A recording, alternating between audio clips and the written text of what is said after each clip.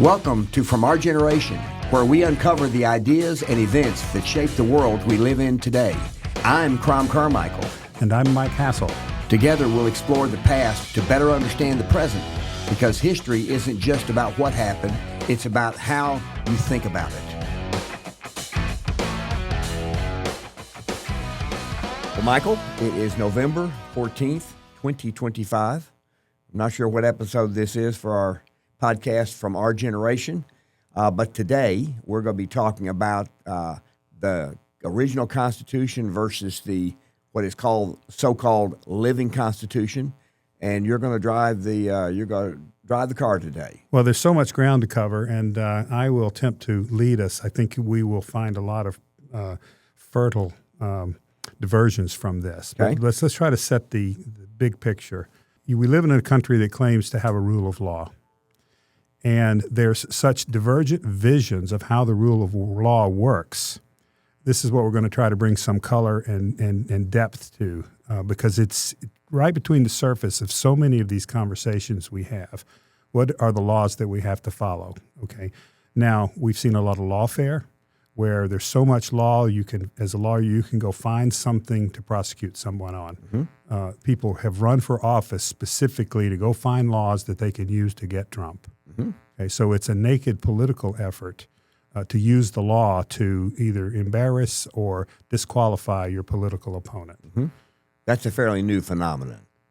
Well, don't you think? I think it certainly has increased in my lifetime. Okay. It's increased in recent decades. I can't say how much this was used before. I remember in knowledge products we heard of someone that would sweat another person at law, which is to sue somebody that doesn't have a lot of money and you run them out of their own money trying to defend themselves. Right. That's not a new idea. Right. Now that is an idea that is used frequently in civil lawsuits where you sue a large company and they just use the courts to force you to spend more money than you have, and then they win by default. Yes. Which is actually, I would say, is a flaw. Well, it's a flaw. It's why you have public defenders, so people who don't have money can have a defender. Well, that's in criminal law. In civil law, it's different. But you do have people with more resources tend to win, just like people are predicting Russia will win because it's just got an unbounded number of people in this war with Ukraine. Right, the people with more resources, generally the winners in a war are the ones with the biggest industrial base. Right. For instance, so there's a whole logic about that. Yep. But the point for today is. What is the law, and particularly the supreme law, the Constitution? There's basically two visions in our country of what the Constitution is. One is known as originalist. There are recent members of the Supreme Court that are in favor of this view, originalism. Justice Scalia was one of the first to reestablish this idea. It was in opposition to what's called the living Constitution. This is an idea that the Constitution is not a dead letter. It doesn't reflect what happened 200 years ago. That we need to move on from that into the modern world and deal with the law in a way that relates to the world as we experience it today. That's the rationale. And part of that rationale is that even though the original Constitution has a process by which it can be amended, the people who believe in the living Constitution believe that process is much too difficult to keep up with the times. Exactly. And it requires, I think, 2/3 approval of the states. It's very rigorous. It is. And it's been used 27 or 28 times, so it's not that it has never happened. It's just that in order to do it is difficult. Yeah. It tends to happen after crises, after the Civil War. It happened in the Progressive Era where there was a bunch of changes around Teddy Roosevelt's time. Right. And I think maybe a few around the Depression and Franklin Roosevelt. And there was one after Roosevelt limiting the years and the number of terms a person can serve as president. Yeah, because he had served 3 and a portion, and they didn't want that. He was elected 4 times. Yeah. Yeah. So the living Constitution is an idea that we have to bring the Constitution up to date because with our wisdom about the way things are now. And this started with Woodrow Wilson in the Progressive Era, which he was president in 19-teens, I think it was. Yeah, in the teens. And he actually created this term. In looking up a little background for this discussion today, I discovered that he wrote a book called The Constitutional Government in the United States. And in there he says, living political constitutions must be Darwinian in structure and in practice. Okay, so Now explain what that. yeah, a little intellectual background here is that there had been the industrial age, and people thought of the economy in machine-like terms. You know, we've heard phrases like "prime the pump" or "the engine of growth." Those are mechanical. Couldn't use that before the combustion engine. No. Nobody know what in the world you were talking about. This is the point. That's interesting. And some people were saying the economy is not so much an engine as it is a living thing, an ecology. And so we need to treat it like that, think of it like that, and apply it like that. And so who are the people who believe that? What was their mindset? they were the progressives. Woodrow what does that Wilson. mean? It means they thought that we needed to progress beyond the wisdom of the founders, and of course they thought they were the ones that had that wisdom. And where would that wisdom then be applied? At what point? At what place? This is key. Well, if I understand what you're asking, the answer I would say is at the federal government level. Yes. Not at the state level. But states were free to do whatever they wanted to within certain restrictions that the Constitution imposed on the states. Yeah. States could not impose tariffs on other states. Yeah. States could not coin money. But states could tax within the state however they chose to, and they could do all kinds of things within the states that they chose to do. Yeah, in the beginning, I think it's fair to say that we were a confederation of states, and the states were sovereign. The federal government was relatively weak. Yes. That's actually why the Constitution came about, because the federal government was too weak to pay its bills after the Revolutionary War. Well, the Articles of Confederation, so let's just kind of lay the groundwork here, those were passed right after the Revolutionary War among the 13 states. It took about 90 days to 120 days to negotiate and draft the Articles of Confederation. It took 2 years to ratify them for 13 states, and it lasted for 6 years. Right. And then the 13 states acknowledged that the Articles of Confederation, we would as a nation, and we were a nation, we would collapse under the article. And there were two major things in that happened under the Articles of Confederation. One was states did impose tariffs and all kinds of trade barriers so against each other. Yeah. And each state could coin money. Right. And so there was terrible inflation. Yes. And so when the founders came to Philadelphia, they didn't know they were coming to draft a new constitution. They believed that they were coming to fundamentally amend the Articles of Confederation. Yeah, so you can see this as a picture of, it wasn't 50 states yet, but, a couple of dozen states that were squabbling among each other and threatening to blow apart into, that many different nations. And so they imposed some common authority over them. And so we've had a pretty steady progress over time, but particularly since the progressive era of growth in the federal government. After the Civil War, there was a big push toward more unified, centralized government. But still, as late as we've said on a podcast, as late as the 1960s, the federal government was fairly small. Well, in the last 50 years, it's exploded in size. Yeah, and so just to give a couple of data points, Calvin Coolidge gave a speech in 1923 to a group of employees from the Prudential Insurance Company. Mm-hmm. Because back in those days, people saved for their retirement using annuities, as well as stocks. But annuities were kind of the insurance security of choice for the average person. And that means you put up money now, and you'll get a stipend every year for the rest of your life. Yes. Yeah. And so he commented that 70% of Americans in 1923 had annuities of varying sizes, but they had annuities. But the other thing that I remember from that speech that was fascinating was that he commented in a speech that total federal spending in 1923 was $2.3 billion, and that all but 600 million of that was defense. So total federal spending for non-defense in 1923 was only $600 million. I mean, we go through $600 million during the first few minutes of our podcast.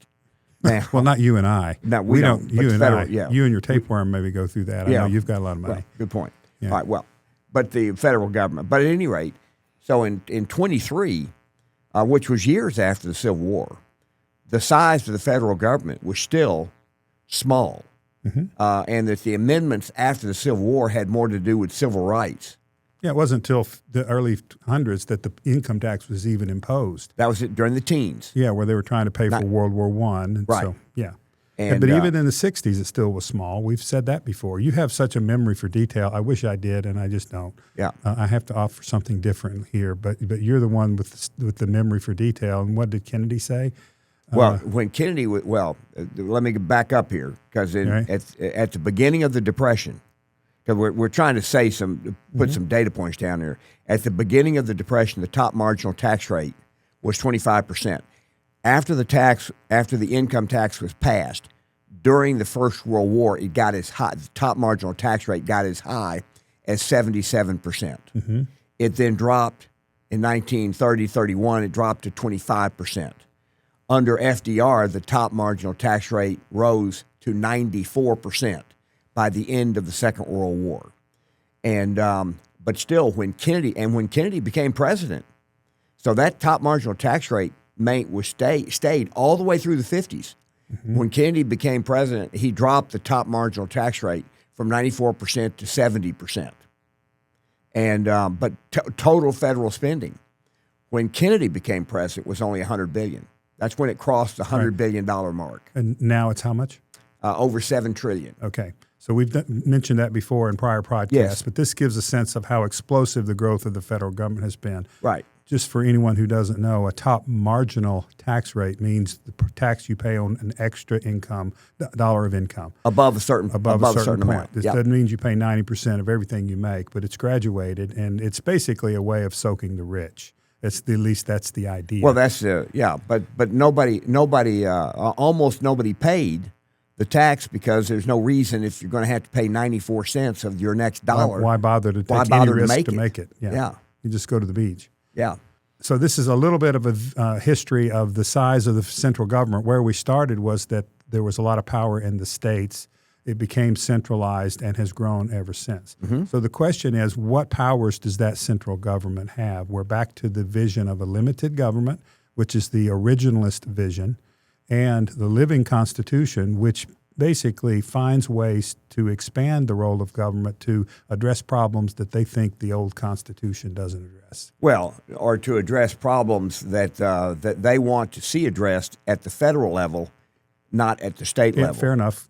And that is the fundamental difference between the originalists. Right. The originalists don't say there's no problems.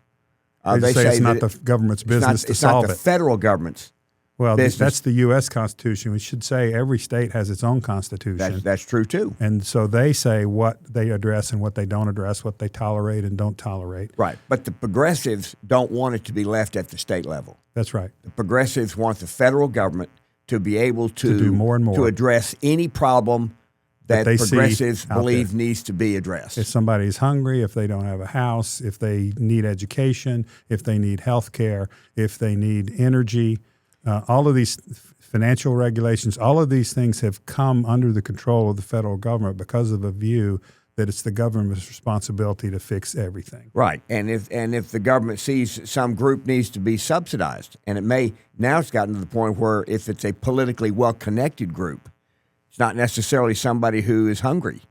It's somebody who is politically connected and so it's expedient to give them a federal grant. Right. So we see that now in higher education, which you couldn't have done before. Only under a living Constitution does the federal government have the authority to just spend money on education however it chooses to. Before a living Constitution, any government money spent on education had to be done by the state. And then if some states did it and it didn't work or it screwed up that state, then other states could see that and say, well, we're not going to make that mistake. Right. So the problem with a living Constitution, as I see it, is that it's a one-size-fits-all, and you have no way of knowing whether or not the idea is good or bad because it is is ubiquitous the right word? It's everywhere. Yeah. Thank you. Right. That's a big word for me. Yeah. Well, congratulations. Thank you. I think that's one of the problems of the living constitution. It's not the problem. It's one of the problems. Please. Yeah. Which is to do away with what they've called the laboratory of democracy, where you have a lot of difference. We have this idea that there's a universalism, that everybody ought to be treated the same, and if one person gets something, another person ought to get it as well. And there's a reason for that at the national level. You can't play favorites and say because you're white you get a certain rule and because you're black you get a different rule. That's offensive to anybody, or it should be. And the Constitution itself was amended to address the issue you're bringing up in the 14th and 15th amendments. So we did go through an amendment because the original Constitution, slavery was allowed. That's right. And so there was racism. Institutionalized racism. Institutionalized racism. Yeah. And so once the Civil War was over, institutionalized racism was intended to be addressed in the 14th and 15th Amendments. Yes. And that's where the federal courts then, over the decades since then, have I think worked very hard to initially to try to address that because there was serious racial discrimination after the Civil War and even after the amendments were passed. Right. So you come back to the issue of the rule of law. You know, what are the laws that we have to follow? And one principle in the law is you need to be able to say what the law is, what you can do and what you can't, right? And one of the problems with the living constitution is sometimes it's applied ex post facto, after the fact. Before coming on the mics today, you were saying there's a new initiative in California to pass a tax on assets on billionaires, and it would be applicable back to the beginning of the prior tax year. Now you've noted, not the prior tax year. The beginning of the that current year. beginning. So if they pass it later this year, it would apply back to January. Well, later next year, it would apply back to the beginning January of next year. Next year, okay. Yeah. So to me, that is an ex post facto law, and I have a problem with that. You've said that that's customary, that they do it in the IRS.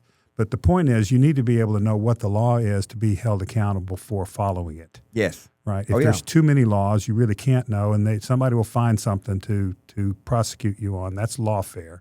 And also, I'll say this, Michael, that too many laws also increase the cost of doing anything. And so, and we're going a sidebar here, but one of the political issues of today is the high cost of housing. That if you go back 30 or 35 years, the average first-time home buyer was 28 or 29 years old.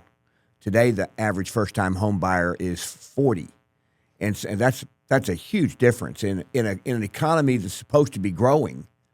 The fact that people can't afford to buy their first home until they're 40 years old speaks to something. It ought to flash lights to say this is the problem.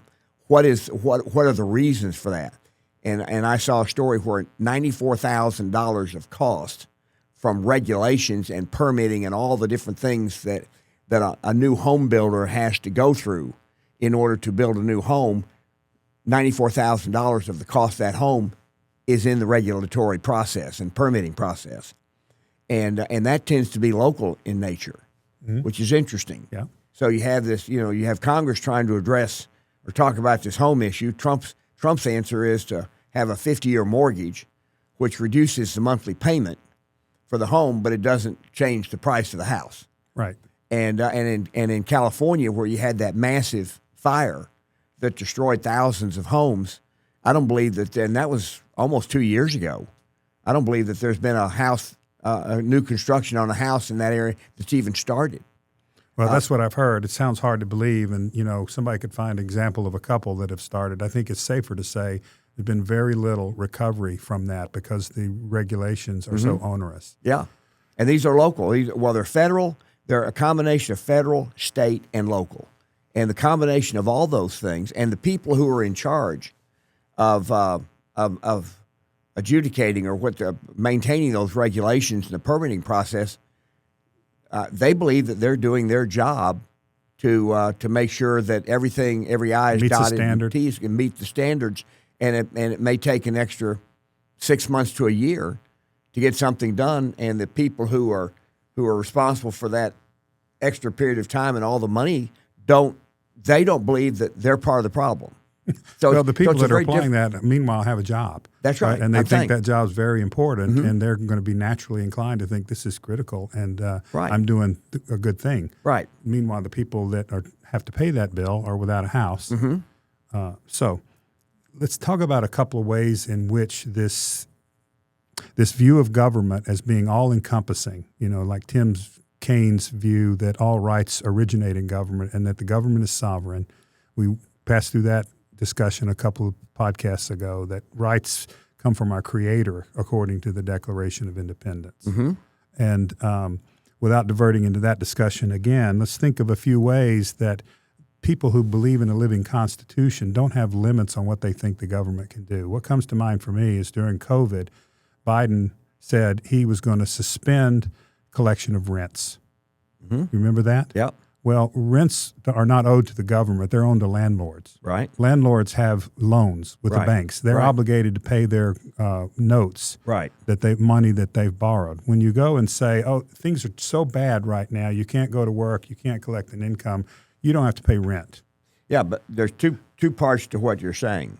One is precisely what you're saying. The other is that Biden as president felt that he had the authority to make a nationwide this policy. is the point I'm making. That's the very essence of what I'm trying to bring up. Well, he thought he had the authority to do that. You do not. Under the originalist idea of the Constitution, you don't get to intervene in personal contracts and tell somebody, Crum, you don't owe for your car anymore. Correct. Because I think it's not just. Yeah. Now, what he also did was he used his powers to sign an executive order that said that if you have student debt, you don't have to pay your loans. This is the other one I was going to bring up. So there were years, 2 or 3 years, where people with student debt didn't have to pay anything.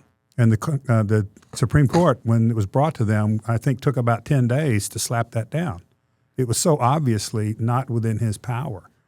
But people still didn't pay it. Sure. Which is because the lender was the federal government, and the people in the federal government did not feel compelled to try to collect the debt, and so that debt, which is considered an asset, is now closing in on $2 trillion of debt at the federal level. Right. And there's all sorts of examples of this. During the and by the way, just the student loans themselves being issued by the federal government is something that the originalists would never have allowed. Yeah. Would never have allowed because you and I can remember when that came about, and the rationale was it's going to save us money by cutting out the middleman. Right. Cutting out the banks. Right. And tuitions have exploded. Yes. As a result. Yeah. Obamacare is another one that passed Congress, and the Supreme Court ruled Obamacare was constitutional on a 5-4 decision.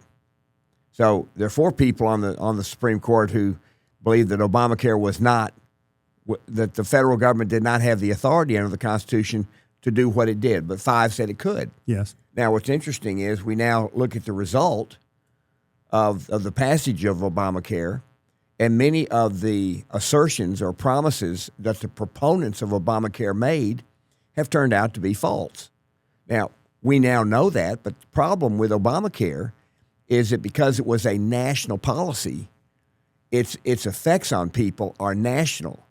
Whereas if 1 or 2 states tried to pass something like, in fact, Tennessee itself passed what was called TennCare, and this was back in the 90s. Might have even been the late 80s. But TennCare passed something that is very close to Obamacare, and that is that it made it so that if you qualified for TennCare, the most you paid for pharmaceutical products was $1. It was very attractive. Very, very attractive. And it was a colossal failure from a financial standpoint, and it almost blew our state finances completely apart. And so we had a lot of people moving here to get on that gravy train. Well, and there were a lot of drug dealers, and I'm not talking about illegal drugs. I'm talking about drugs like Oxycontin. Oxycontin, which a person on TennCare could buy a whole bottle for $1, and individually, the individual pills were worth about $10 to $20 on the street each pill, and so the number of prescriptions for I don't know what are they? Would you call those narcotics? I think so, but they were anyway, called pill mills. Yeah, and so Tennessee became the most prescribed state in the country by a factor of 2 times the second most prescribed state per capita. That's Per person, yeah. Per capita. Yeah. That's how bad it was. Right. And so, but at least it was confined to Tennessee, and a Democrat named Phil Bredesen was elected governor, and he fixed it. He had a business background in healthcare industry, and he could see how that was bankrupting the state. And he fixed it and did a great job. Yep. So at any rate, so it was at the state level. Mitt Romney passed something that was nicknamed Romney Care in Massachusetts.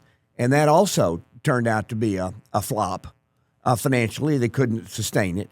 But at least it was confined to one state. And so that was the beauty of the originalist version of the Constitution, was you have all these states.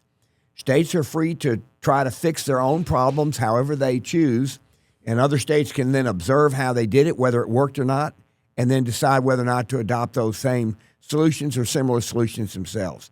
But a one-size-fits-all doesn't give you that chance.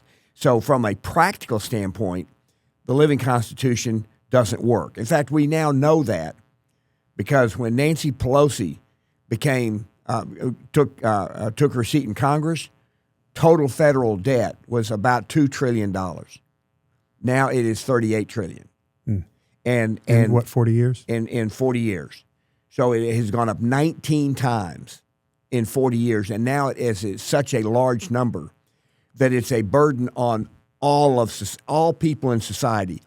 Are now their standard of living is now impacted. And here's what's interesting about debt: if somebody has $1 million of income a year, and the federal debt acts as a wet blanket on them and it lowers their standard of living by $10,000. They don't really feel it because they're making $1 million. But if you're making $60,000 and you're impacted $10,000 by the federal debt, that is a huge impact. Right. And that's what is happening. And that's what this affordability issue that we hear everywhere that politicians are running on, and the Democrats are now trying. I get such a kick out of Bernie Sanders complaining about oligarchs, and he's been up there in Congress for 35 to 40 years setting policies.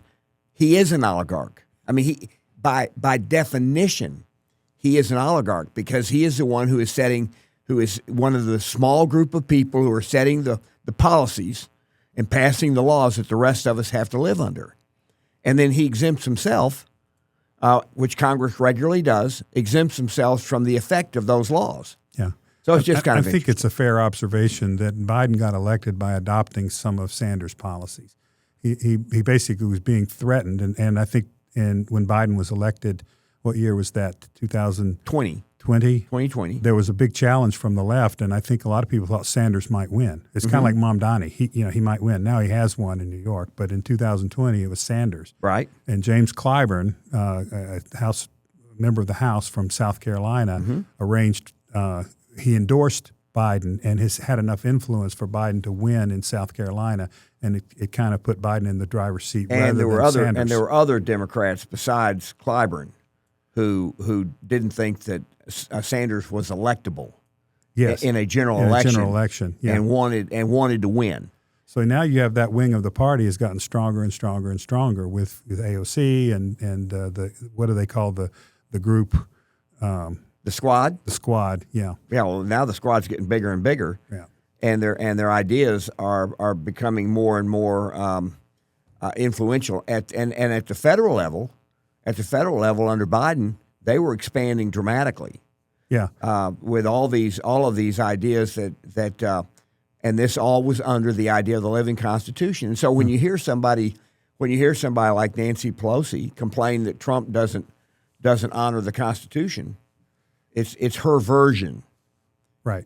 It's how she interprets the Constitution, which I don't know how a society can last long term if people in power are free to interpret the actual laws that they are supposed to adhere to in their capacity as lawmakers, if they can just if half of them say, I can do whatever I want to when I have slightly more than half.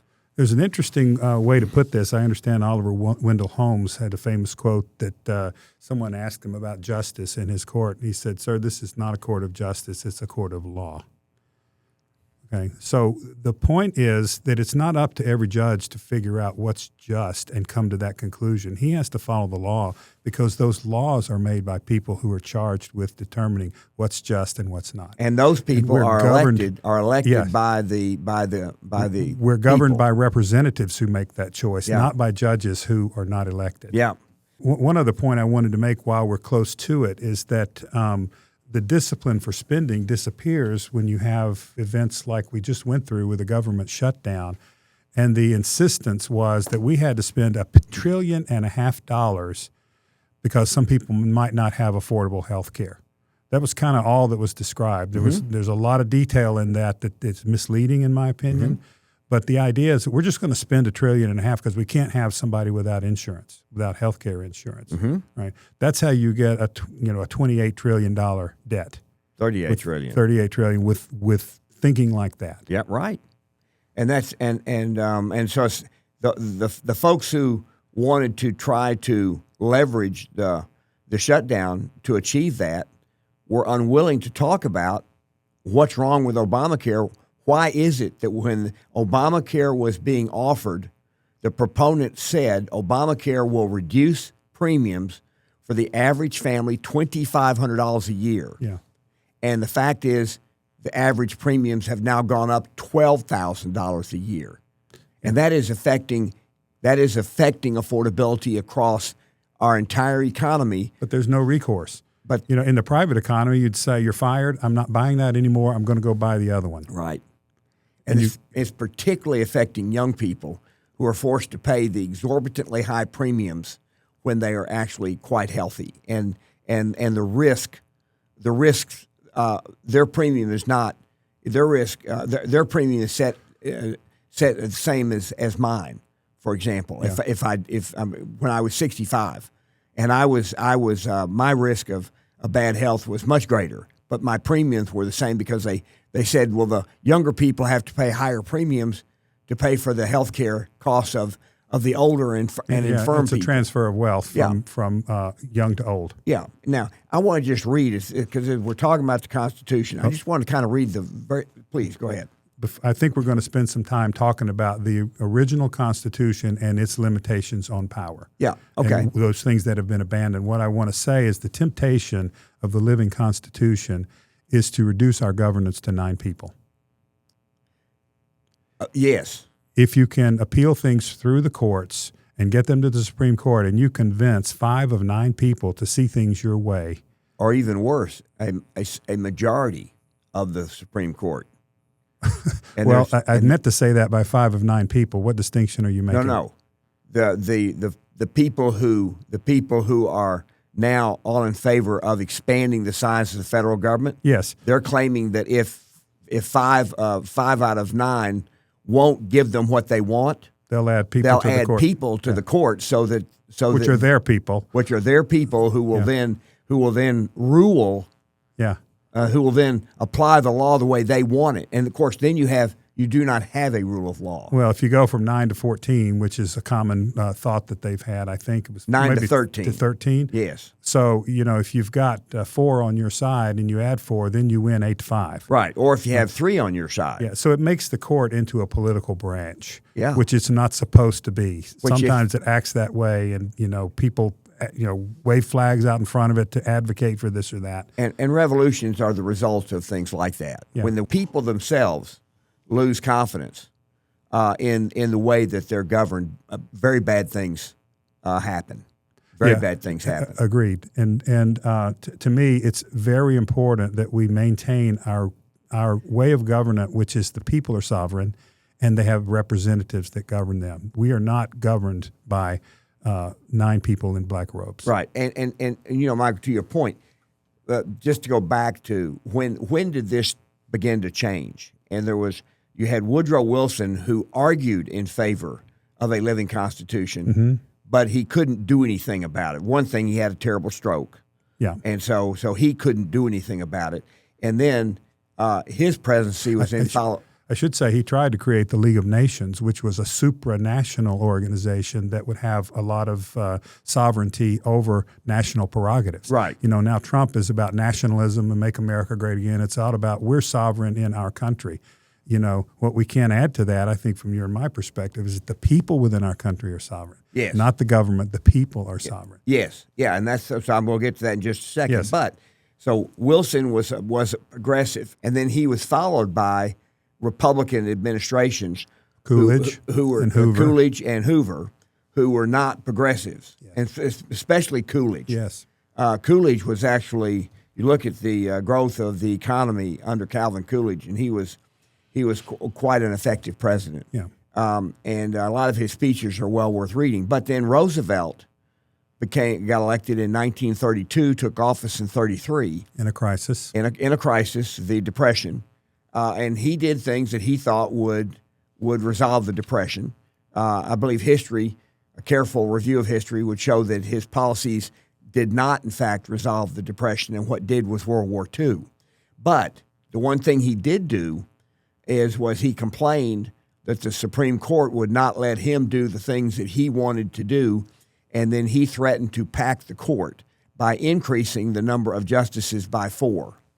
And that threat caused the Supreme Court to the term is a switch in time saved the 9, and so they switched and they started voting more in favor of his policies. ruling that what Roosevelt and the Democrats wanted to do at the federal level was constitutional, and then once that started, then it kind of continued. And what was interesting is it didn't happen. That continuation didn't happen all at once. In the 1950s, when Eisenhower was president, Eisenhower and the Congress wanted to have an interstate highway system. Eisenhower had seen the highways in Germany, the Autobahns, and so he believed, from a military standpoint, that if we were ever attacked, we needed to be able to move troops and equipment, supplies around our country quickly. Exactly, and they did an experiment to see how long it took to get from San Francisco to Washington, and the answer was about a month. I was going to say it was state roads. There was no national system of roads. Right, but they couldn't find a justification for building a national system of roads. Government didn't have the authority to do that. They did not believe that at that time in the 50s, no one believed that Congress had the authority to pass an infrastructure bill. Mm-hmm. And so what they did was... You're waving your fingers as a quote, right? As a quote, yes. Some people may not be able to see that. As a quote. An infrastructure bill would be a bill that is where the common good would be, the federal government is going to pay for roads. Yeah. The federal government at that time did not believe that they had the authority to build roads. So what they did was they had a defense appropriation to build the interstate highway system. Yes. So that was done in the 50s under a defense appropriation. And even though we went through the 50s with a 94% top marginal tax rate, the economy grew. Congress figured out different ways of giving tax breaks to if you did this, if you did that. So the 50s were a growing period, but part of that was because the rest of the world had not yet recovered. Yeah, I was going to say I have an explanation for that, which is that our major industrial competitors had all been flattened. Literally, England, Germany, Japan. Yes, yeah, they were just trying to survive. Right, and so then we get into the 60s. John Kennedy signed a bill allowing government employee unions to unionize. He signed not a bill. He signed an executive order. Mm-hmm. Now, this is something, by the way, that Roosevelt had give speeches about, saying that government employees should never be unionized because government employees would then be on one side of the table with the taxpayers on the other side of the table, and the government employee unions would then work to elect people who would give them more and more pay and more benefits, and that would be bad for the country as a whole. Right. But Kennedy signed an executive order, and the courts and then that was formalized in a statute at the national level under the Johnson administration, and the Supreme Court ruled that that was constitutional. Right. Even though there wasn't anything in the Constitution that allowed it. So now you have, at that time, you had and I think that was called that period was called the Warren Court. And the Warren Court was a very progressive court. Yes. Very much in view of the living Constitution, that they could see beyond the limitations of an old document from 200 years ago. Right. So Roosevelt passed the Social Security system. And it would be very helpful for our listening audience to go back and do some searches and see some of the arguments that were made in favor of passing the Social Security law.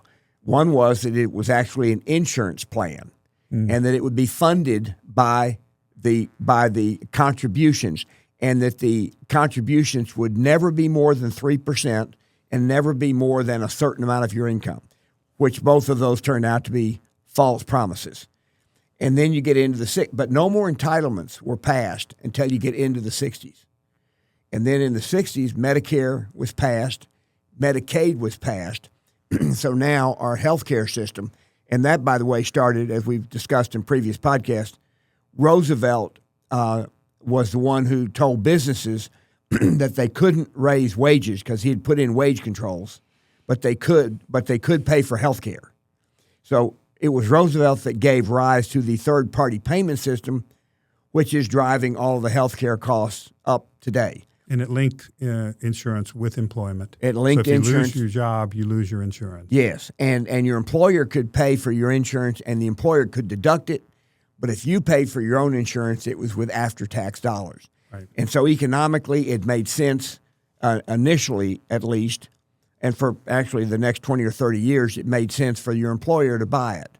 But then the Instead system, of giving you a raise, they just buy your health insurance because it's cheaper for them to buy it. Well, they had to. Under Roosevelt, they had to because Roosevelt said you can't increase wages initially. Okay. All right. So he had wage controls on initially. Right. Then wage controls went off, but insurance was still a tax-deductible benefit that companies could give and the employee could not. So then unions in the 50s, private sector unions in the 50s put first dollar coverage in all their contracts, so that which means that the employee was covered the first dollar of health care. You didn't have to pay anything. Your employer would pay for it through the third party payment system, and then that became very popular.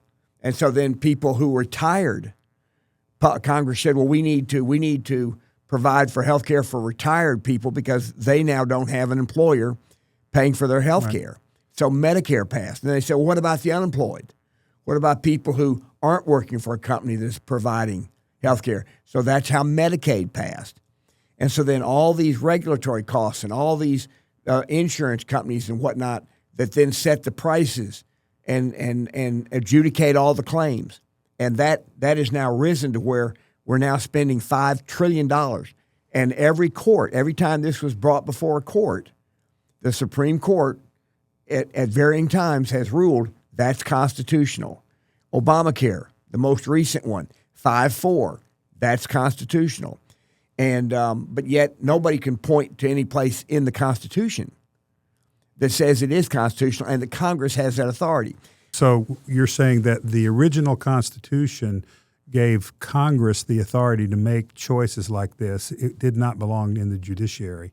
Is that what you're saying? No, Congress. No, the original Constitution, and I have it here. You have it here. We're going to go through some terms there. I just want to clarify what you're saying. Yes, yeah. The original Constitution limited Congress's powers. Yes. Dramatically. Okay. So the original Constitution, Congress could not pass Medicare and Medicaid and Obamacare. Yes, very good. That was the original Constitution. The judges different Supreme Courts have subsequently ruled that Congress does have that authority, even though there was no amendment to the Constitution granting that authority. Yeah. And that is the definition of a living Constitution. Yes. Is that a court says times have changed. We don't have time for an amendment process. We're going to say that what Congress just did is in the public good. Right. Well, just because it's in the public good doesn't mean it's constitutional under an originalist view of the Constitution. Yes. And we talked last time about how things in the public are measured in terms of inputs, not outputs. that it's based on how much you spend, not how much you get out of it. Right. And the market is very good at cutting inputs to maximize outputs. Yes. That's basically its function. And in a free market, our choices are where can I get the same result for less expense, or whether can I get a better result for only a little bit more money.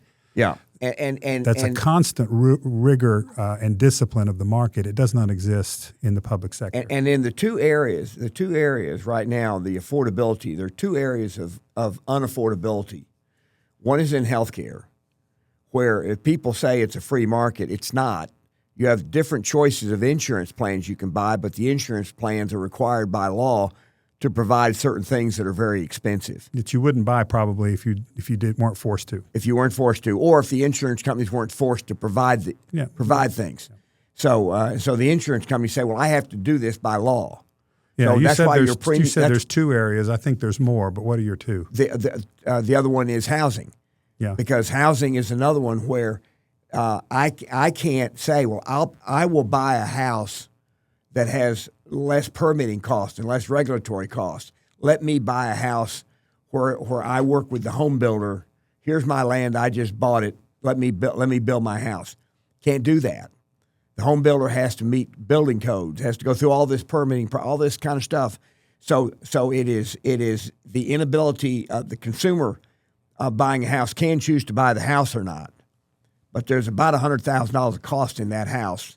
They got to come up with in order to do it. That the consumer did not choose to pay for all that permitting and regulatory cost embedded in that house. Well, I would nominate a third item for this category of awards, and that's education. Great category, and it is the same problem. Process. Same problems. You have bureaucrats and regulators that are telling how a system must operate, and it's not outcome based at all. It's input based. So if I were to advocate that I can open private schools and educate students effectively for a third less than the government is spending, I would be accused of cutting spending on education and hurting children, even though what I'm actually doing is benefiting children. Yeah. And so that's I think. So let me get, if I could. Yeah, let's turn to the original Constitution.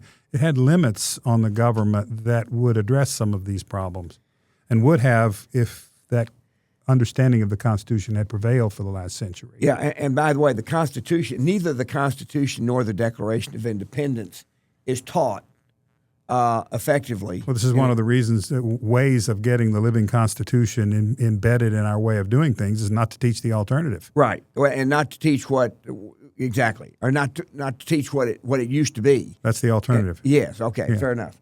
So at any rate, the Constitution, it's not a particularly long document, by the way. So it's the Constitution divides our government into three different sections. You have the Congress, you have the executive branch, and you have the judiciary. And the Article 1, Article 2, and Article 3 do that. First one is legislature. Second one is executive. Article 2. Article 3 is judiciary. Yes. So let me just Article 1, Section 1 of the Constitution. It says how the legislative branch will be established, and then the House, and then Article 1, Section 1 is Congress. Yeah. Article 1, Section 2 is the House. Okay. Article 1, Section 3 is the Senate. Section 4 is elections. Yeah. Okay. Article 5 is the powers and duties of Congress. So now we're beginning to get into what the powers and duties of Congress are. And so I encourage people, and so the Article 5 has more to do with, like, each house shall be the judge of elections, returns and qualifications of its own members, and majority of each shall constitute bylaws. quorum. So it's bylaws. Like bylaws a company would have. Yeah. Right. So that doesn't just how the Congress itself will operate. Section 6 is rights and disabilities of members. Senators and representatives shall receive compensation for services, blah, blah, blah. But now you get to Article 1, Section 7. This is the legislative process, how a bill becomes law. Okay. And which house has to pass certain laws first. and then it goes to the other house, Right. and how it will be done. Now, by the way, in the Constitution, it says that each chamber will set its own rules to achieve the legislative process. Yes. So in the House, it's a simple majority. The Senate has its own rules. It says there are certain things that require 60 votes. Yes. So it's a supermajority. Right. Other things require a simple majority. Right. But now we get to the part that really matters. And For that our is, purposes today. All our that purposes- stuff matters. yes. But for what we're talking about today in terms of the sovereignty of the government or the people, in terms of the limitations on the powers of government, or it's at the national level. At the national level. Yeah. So You're getting to what, Section 9? This is Section 8. Section 8? Article 1, Section 8, powers of Congress. The Congress shall have power to lay and collect taxes, duties, imposts, and excises, to pay the debts and provide for the common defense and general welfare of the United States. But all duties, imposts, excises shall be uniform throughout the United States. So that is one power that Congress has. Yes. Then it says to borrow money on the credit of the United States. That's a second one.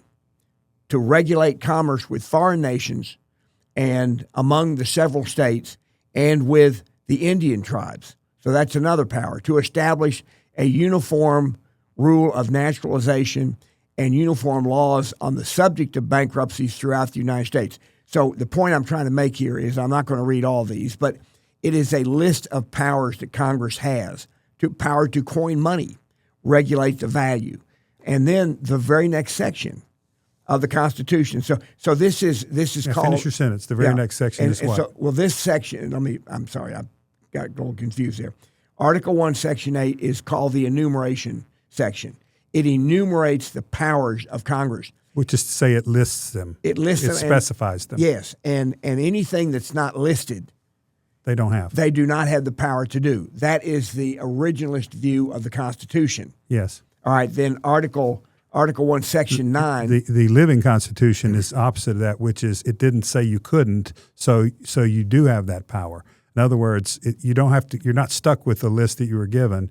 You're only restrained by the things that you're specifically not told you can't do. Well, or something like that. I'm messing it up. That's how they're trying to say it. But Article 1, Section 8 was how the courts viewed the Constitution and ruled accordingly for the first 150 years. Yes. And it's only in the last 100 years that you've had people claim that Congress can more or less do whatever it chooses to do. Right. But Article 1, Section 9 says powers denied Congress. And then it gets into a list of things that the Congress cannot do. Now, there are some of those things that the courts today still adhere to that because it's so clear. But there are other things where the Constitution or where people will rule differently. But the bottom line, Mike, in what we're discussing today is that the original Constitution was designed to do two things: empower the national government, and then the second thing was to limit what the national government can do. To limit its powers. Limit its powers. And this was all because of their experience with the Articles of Confederation. Yeah. So what they learned from the Articles of Confederation is if human beings are given the power to do things within their jurisdiction, and those powers are unlimited, they will do things that benefit themselves and their own jurisdiction at the expense of everybody else. And that's what caused them to have tariffs, and that's what caused them to coin money and have inflation. And so what the Constitution, one of the things it did was it addressed this issue of tariffs. And which is an interesting question about with Trump, because statutes have been passed giving the president authority to do different things under emergency acts. So we'll see how the Constitution rules on this question of tariffs. It's also difficult for me to see how if the Supreme Court cherry picks different parts of the Constitution and says, well, the Constitution says you can't do this. And so one of Trump's arguments, and this is not a good constitutional argument, by the way, one of Trump's argument is his tariffs has collected $800 billion in what he calls revenue. Now, that's what also makes tariffs, for an originalist, would say, well, tariffs aren't constitutional. Yeah. and they say, well, Congress has to approve those tariffs. And so it's going to be a very interesting ruling. So, let me elaborate on this particular point. Yeah, please. The living Constitution would say you do what's in the interest of the country. Right. Normally, the expansion has come from the left. I think we're painting a picture here where you have originalists, which is sort of, at least today's right, would be to limit the powers of the government. I'm a limited government conservative myself, so that's the way I see things. And most of the expansion is coming on the left. But now we have an opposite case with Trump and tariffs. We just read Article 1 that gave the Congress the power to tax and to regulate foreign commerce. Right. That's in the Congress. It doesn't give that to the president. Now, what you've said is the Congress has given some of that power to the president, particularly in an emergency. Yes. And he's claiming an emergency now. Right. Is it an emergency? How long does emergency last? All those are questions. And did Congress even have the authority to do it in the first place? Because to give away, is it constitutional for them to give it to the president? Right. I think he's probably going to lose on that. Okay, but his argument is it's in the national interest to use tariffs as a foreign policy tool. You can see that he's used it as a stick to get a lot of concessions from other governments, and there's a plausible case there that it's in the interest of the people to do it. The problem is it's not constitutional, as I understand it, under the originalist right. And so, view. And that's what I'm saying. So if the originalist view is used from time to time, and the progressive view is used at other times, you have a constitution that is at war with itself, and you end up with political bodies. You have Democrats today saying that if they get power back, they're going to increase the number of people on the Supreme Court because they view the current Supreme Court to be illegitimate. That's their argument. Yeah, right. That we need to have more members. So their definition of legitimate is a court that agrees with them. And that defeats the whole purpose of having a third-party referee, as it were. It does. It makes it a political branch. But I also want to just elaborate that the sides use this for partisan purposes, right? Generally, the left would be in favor of a living constitution. Now, in terms of tariffs, that's not what they think. Right. They think that he doesn't have that power, and they're using a more originalist concept of the Constitution to limit Trump. Yeah. So it's an inversion. Yeah, sure. So it becomes a very interesting. It's a very interesting time because you still have people who believe that the Supreme Court today, which is reining in federal power and particularly reining in the bureaucracies. This is probably the one thing that this Supreme Court is doing that offends the progressives is that Congress has for decades passed laws that then give bureaucracies the power to set the rules, write the rules. Independent of the executive, of the president. Well, and independent of the Congress. Yes. Mm-hmm. So those are in the executive branch. So they're independent of both, but particularly of the executive, which is in the same branch. Yes. And I think what the Supreme Court doing, by the way, is not only disempowering those agencies, it's empowering the president because he is the unique figure in the Constitution that's empowered under Article 2, the executive branch. So I think he's won like 18 cases that say, yes, you do have that authority. You're the president. Well, or the bureaucracies don't have the power. I mean, so it's generally moving it from the bureaucracies to the executive. I'm going to say this. Trump is using tariffs in ways that may very well be unconstitutional. The other things that Trump is doing with the executive branch, now, immigration is actually, what he's doing with immigration is actually in the Constitution. And so because that is a constitutional question about who sets the rules and the laws. But I think you covered it when you were reading from Article 1. My understanding of what you said is that's a congressional responsibility. They're not doing it. But also what I'm saying is immigration is a federal, not a state issue. Oh, yes, exactly. I'm saying exactly. It is that's federal. Clear. Yeah. But I think it's up to the legislature to do it in the absence of them managing it. This is always an argument that emergency or necessity excuses things. But we do have laws on immigration. Yeah, and they're not being enforced. Congress has passed laws on immigration. It is the responsibility of the executive branch Fair enough. Yeah, to carry out the that's laws. a better way of looking at it. So Trump is now enforcing the immigration laws that were actually passed as compromise back in the 80s. Yeah, it's a better way of looking at it. Yeah, and so at any rate, what you have is Trump actually, other than the tariff issue, my sense of it is that what Trump is trying to do is shrink the powers of the whole federal government, and to say that we don't have the authority to regulate this and to regulate that, especially the bureaucracies, and to force Congress to say if you want to have that as a law, pass it specifically as a law, and don't pass some vague thing saying that we're going to set up a bureaucracy that figures out the details. And because that's the Constitution actually requires laws to be understandable. And the irony here is that the bigger the government gets, the less capacity Congress has to figure out all these details. Right. And it's then natural for them to say, we're not the experts. And then what they do is they grant authority to unelected bureaucrats who are not accountable then to the voters. Yes. And then the people running for office can claim, well, I can't do anything about that. That's not my fault. That's the bureaucrat's fault. Right. And so you get into all this finger pointing. Right. In the meantime, the federal government gets bigger and bigger and bigger. The debt of the country gets bigger and bigger and bigger.